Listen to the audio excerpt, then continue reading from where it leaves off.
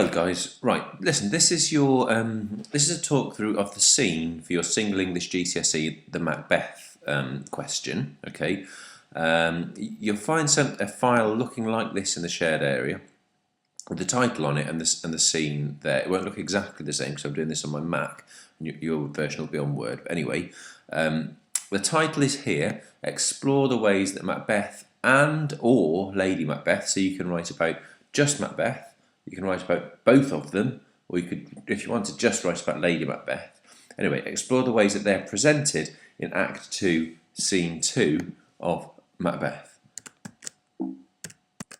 Now, the purpose of this talk through really is only if you've either missed the lesson where we talk through the scene as a class, if you weren't there and you need to know what was going on, or if you're not clear about that and you want to check your understanding of the key points of the scene. Right, so literally, I'm going to talk through what happens, what it means. I won't go through every single line, but I'll pick out some key moments and talk you through. So your learning intention really is to understand what happens in the scene and to understand some key points of what the characters do and say, how language is used, how it might relate to context, the sort of things that you'll then need to write about in your essay. So I'm not going to tell you what to write, but I'm going to basically mirror the lesson that we've done in class where we talked the scene through. Now, obviously hearing me talk it through like this is very different to actually, watching the scene as it should be performed. It's not, Shakespeare isn't something which is designed to be kind of read out on a computer. It's designed to be performed on stage. Lots of film versions. Obviously Shakespeare wasn't writing for film, but there are lots of film versions now. Anyway, so what you need to do, as well as listening to this and taking notes, is to go to Charwell Online, so at youtube.com/Charwell Online, scroll down till you get to GCSE English Macbeth, and here you'll find, well, that is an absolutely brilliant version of the scene, okay, really scary, so that you can watch that. That is another version which is maybe a little bit more accessible, a bit easier to understand maybe from a film version. You've also got the animated tales, 1, 2, 3, which is the whole of Macbeth. If you think you need to brush up on the whole story, then watch those 3 films. There's also one of the first lesson, which I guess you could do after having done this lesson, is there as well. Okay, so what I would advise you to do is maybe watch this film first, and then when you've finished and you kind of feel a bit more confident about what's going on, then go and watch this key version, watch this version of the scene. Here it is, and you'll sort of, here we go, you'll get to see it in action. Okay, just watch the first bit. Scary stuff.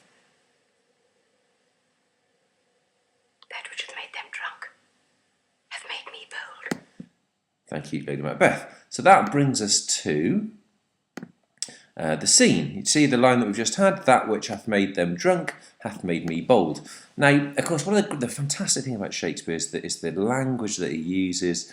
It's incredibly sort of inventive and impressive, but also it can be a little bit hard to understand. Because of that, for this lesson, rather than just using this sheet, which is just the Shakespearean language, I'm going to show you a website you can use and how to get there. Now, I've already got it in Google here. If you type in No Fear Shakespeare, make sure you get the spelling right, No Fear Shakespeare, you'll get this.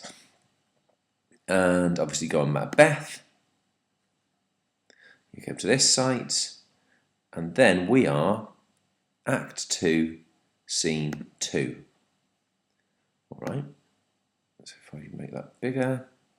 Right, now the way No Fear Shakespeare works is it gives you the actual proper Shakespeare text, which is down this side.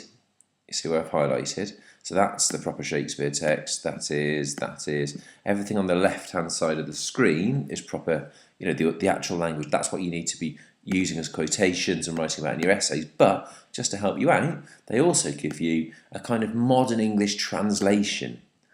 So here, you've got a kind of modern translation of what Lady Macbeth says there. All right, now you can't use that as a quotation, but nevertheless, it's quite helpful just, because there'll be some words in here that you won't understand. That's quite normal. Anybody reading it would have to look up some of the words. This might be useful for you to use. So I'm going to use this anyway to take you through the scene. Let's get started. Oops, excuse me, I need to go back there. Right, just to put the scene in context, what's just happened is that Macbeth, having been persuaded to kill his king by Lady Macbeth, has gone off to do the deed. Okay, so as we join Act 2, Scene 2, Macbeth isn't there, he's off stage, he's gone off in the dark, in the dead of night, to kill the king.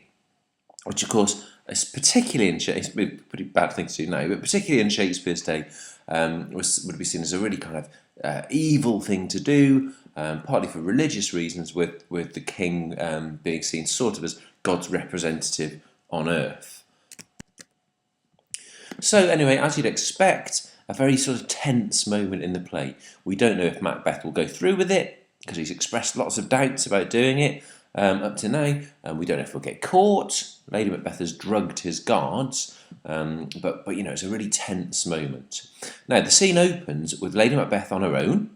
So you enter Lady Macbeth, and she speaks these lines. Now, I'll pick out a couple of things here. She's talking to herself. It's a soliloquy, which in itself is a technique used to present Lady Macbeth. Where an actor is speaking to themselves on stage, and the effect of this, obviously, is that you can get their sort of innermost feelings. You can get they're speaking their thoughts, really. So it helps us to understand the character in a way that you wouldn't if they were just standing on stage, not saying anything, just thinking.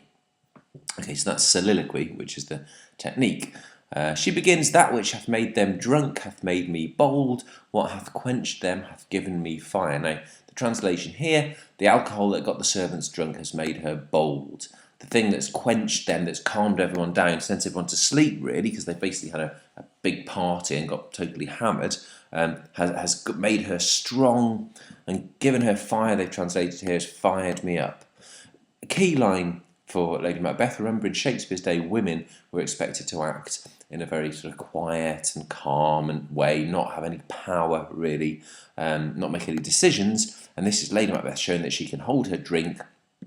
It's quite masculine, isn't it? Quite manly, and that she's kind of been made brave and strong and courageous, all of which were kind of male traits.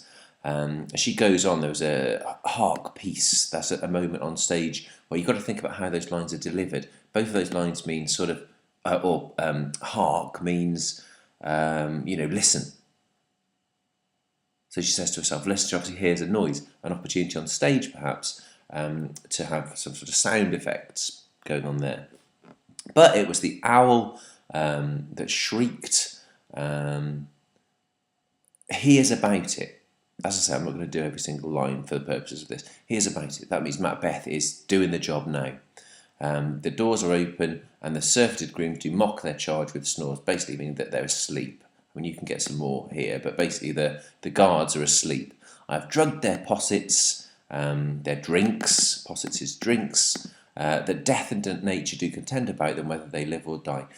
Basically, you can't tell if they're going to live or if they're going to die.